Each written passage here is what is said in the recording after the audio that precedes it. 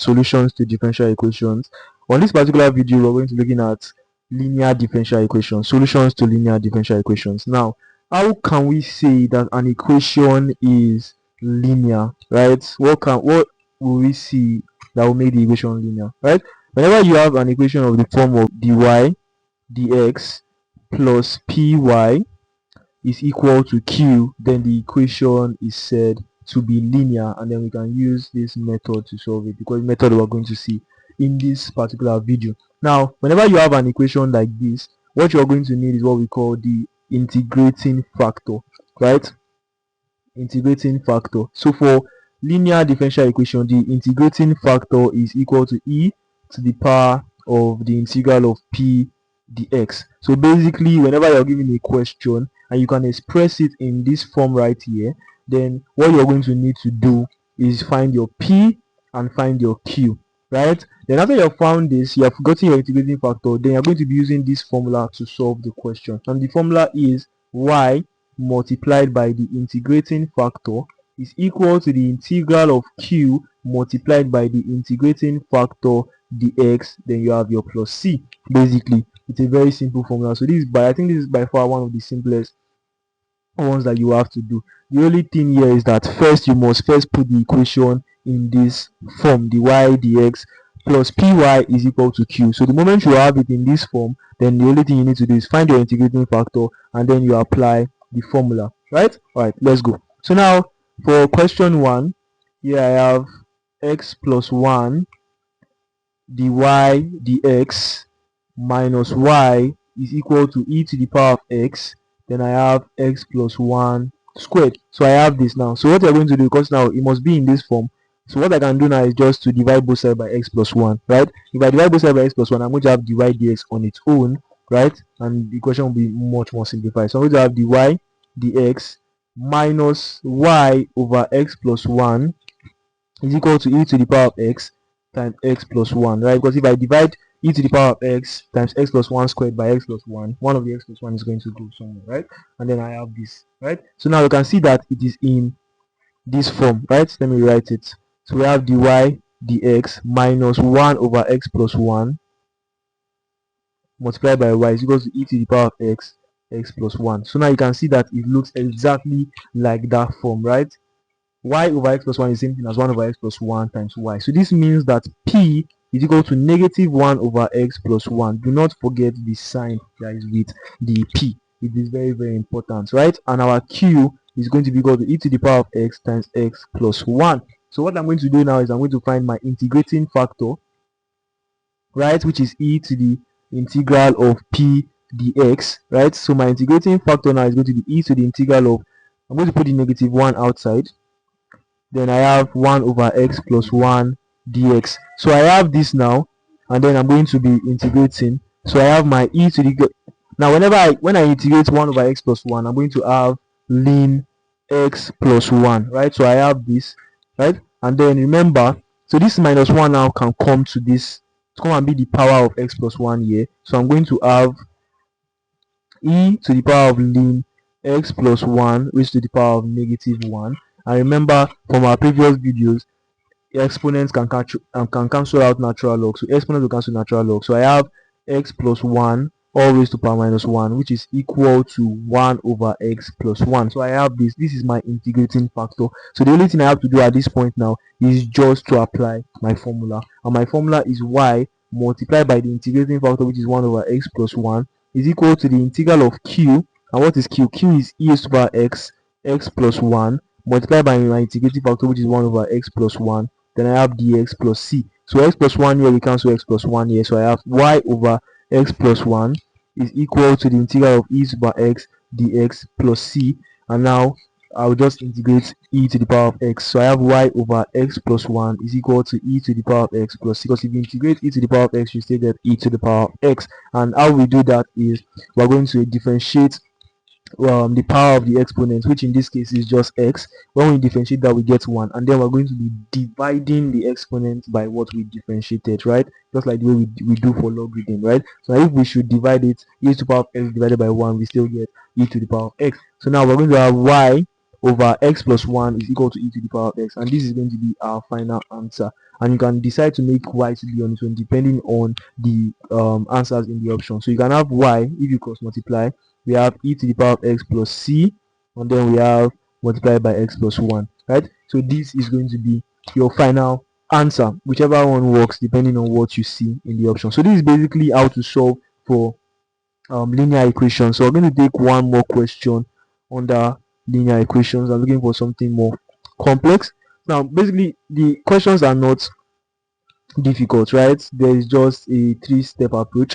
First, you're going to you put the equation in the form of the linear form, right, where you have dy dx plus py is equal to q. Then after that, you're going to find your integrating factor. Then after that, you just apply your formula. So it is very, very simple. The only part where you might have issues is when you want to integrate, and that's the reason why I've been reiterating on the fact that you can check out the video on the channel so that you are able to do any integration, basically integration by substitution, by part, by partial fraction. If you have a very good knowledge on all these three that I just mentioned, I think to integrate any of these should be relatively easy. And then you can also check the video on the one I made earlier on homogeneous equations reducible to homogeneous differential equation.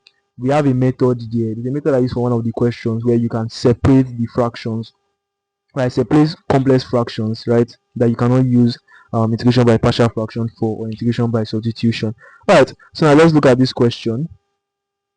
Alright, so this question is dy dx plus y sec x is equal to tan x. So we have this is the question. So now looking at this question, is already pretty straightforward. It's already in this form already. So we have our p to be equal to sec x, and then we have our q to be equal to tan x, right?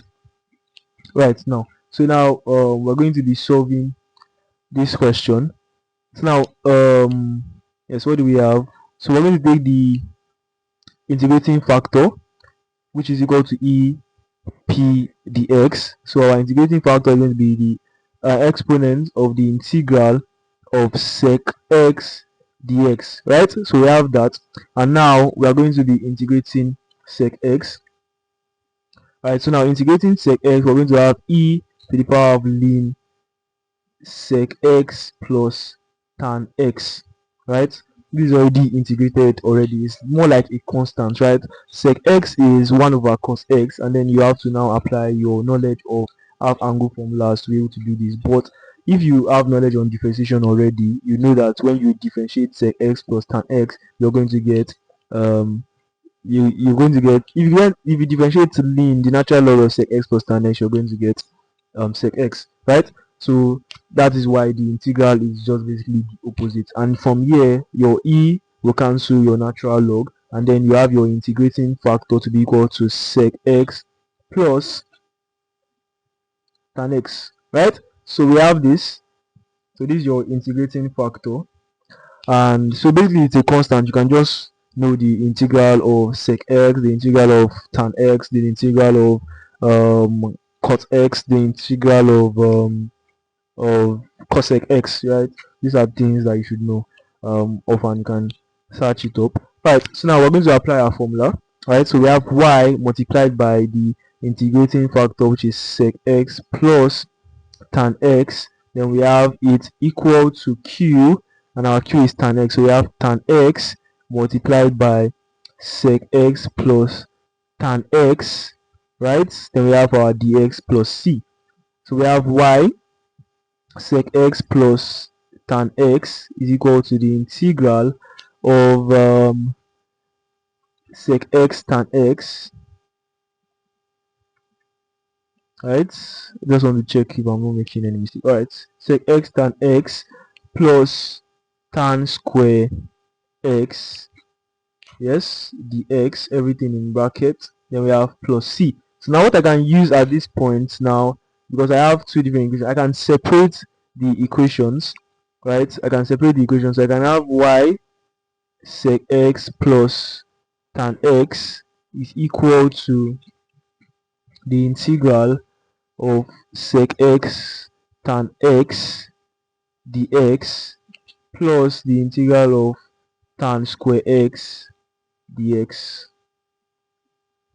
So we have y multiplied by sec x plus tan x is equal to the integral of sec x plus tan x dx plus tan square x dx plus c. Alright, so now that we have this, basically the integral of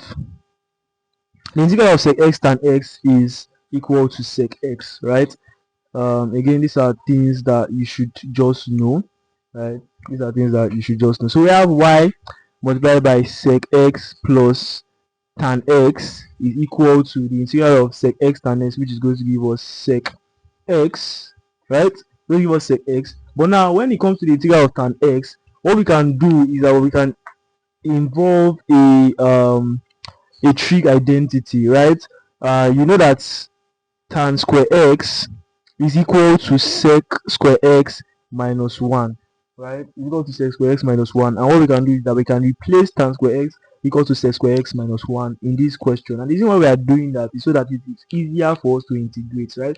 For us to integrate tan square x will give us a lot of issues, right? It's going to be lengthier than when we involve sec square x minus 1. So now we're going to have the integral of sec square x dx minus the integral of x, then we have plus c. So we have y sec x plus tan x is equal to sec x plus the integral of sec square x is tan x. So you can see the reason why we did this, right? Again, sec square x, the integral of sec square x is something that you should just know, right? Because if you differentiate tan x, you get sec square. So these are trig identities. You can search. I think there's a picture of it on Google. You can just search integral of trig identities or integral of common trig identity, so you can know all of this of art. So now we have minus x squared over 2. Then we have okay, so this is going to be 1. So this is going to be minus x.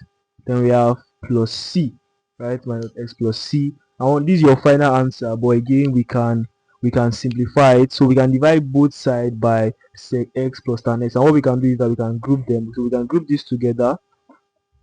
Then we can group this together. So we're going to have, dividing both sides by sec x plus tan x, we're going to have y is equal to sec x plus tan x that we group together over sec x plus tan x minus x plus c that we group together over sec x plus tan x, and then this will cancel out this. We have y equals to 1 minus x plus c over sec x plus tan x, and this is going to be your final answer for this question. So this is basically linear differential equations, just 3 steps. The first step, you're going to rearrange the question in the form of dy dx plus py is equals to q, and you're going to find your integrating factor using exponents of the integral of p dx.